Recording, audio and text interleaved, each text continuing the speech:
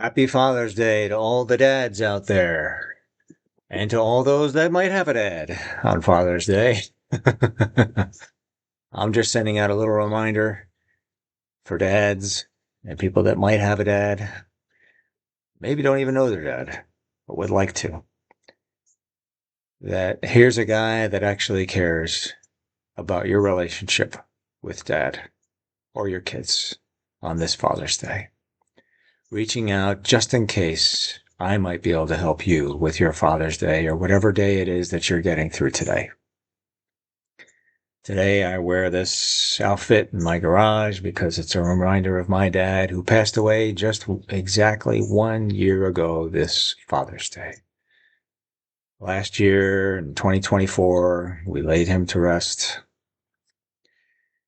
And I just thank God that I had a few months before that to visit him several times and just talk and listen to what he had to share before he passed on and put things to rest, misunderstandings, things we didn't agree on, come to an understanding and just took the time to listen to one another. And I tried my best to just do most of the listening and hear what he had to say because we knew he didn't have long.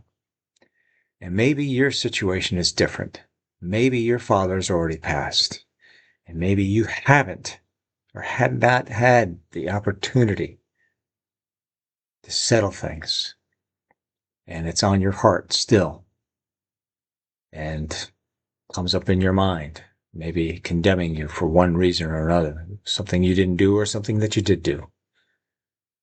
And I'm going to give one example today, something that just happened to me recently that helped me to realize it's not me all the time that's causing a problem in somebody else's life. Sometimes it's them. Sometimes you are just there, maybe at the wrong time. And if it helps, I'm putting this out there just in case it might make a difference for you. See, my daughter, who's pretty shy, she's a lot like me when I was her age. She's 21 now, still pretty young. And she was in the kitchen. It was in the evening. I just thought I'd go in there and give her a hug because I'm a hugger. And I went in there and I just said, "Hey, how about a hug?" And she turned around and just stared at me.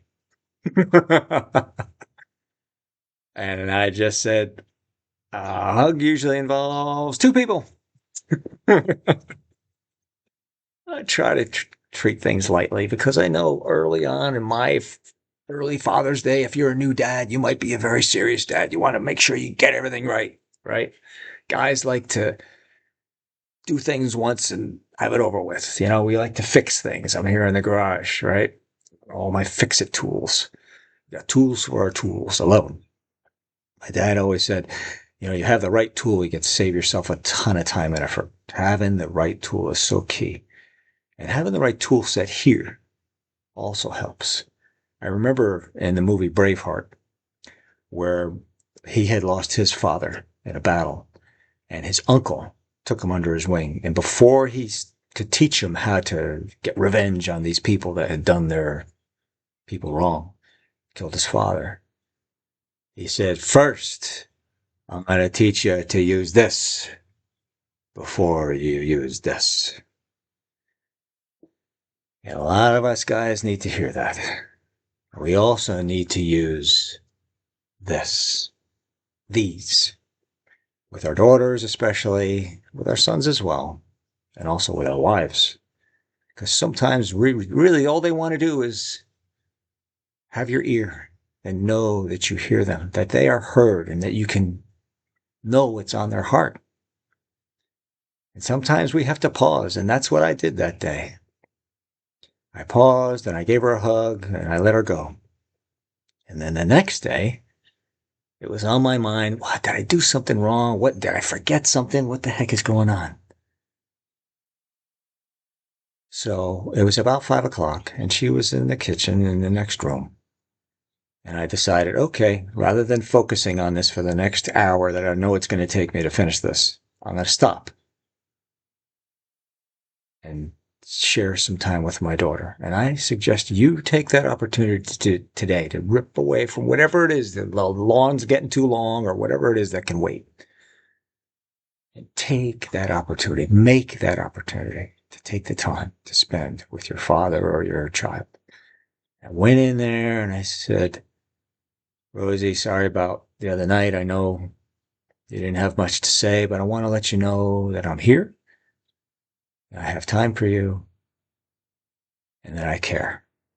I just kind of grabbed her shoulders as she was facing the coffee machine, and I went back in the other room. And within a few moments, I heard some words come out of the kitchen. And she started talking to me. So I stopped, which is not always easy for me to do. Right, guys? I'm in the middle of something. Stop anyway and go see your daughter or your son or whoever. And I took a chair, swung it around, and we sat there. And I did most of the listening. And she shared with me some things that were going on at school and the different things that she was doing, her boyfriend, and that the other night, when she didn't feel like hugging me, had nothing to do with me. She explained that she thought she had too much caffeine and she actually felt like throwing up for about a full day or so. Her stomach was giving her problems. And she had taken some Tums and she wasn't quite sure what to expect. So then I understood it wasn't me. It wasn't anything I had done at all. And we sat and we laughed. And then I went back to work and she went on to school and college. And I felt good that I had stopped because so many times when we're in our projects, guys, we're doing our things. Oh, I know I can do it so much faster if I just get this done and then we can go do something else. Well, you know what? You turn around and they're gone. They're off with their friends. They're doing their own things. And that opportunity is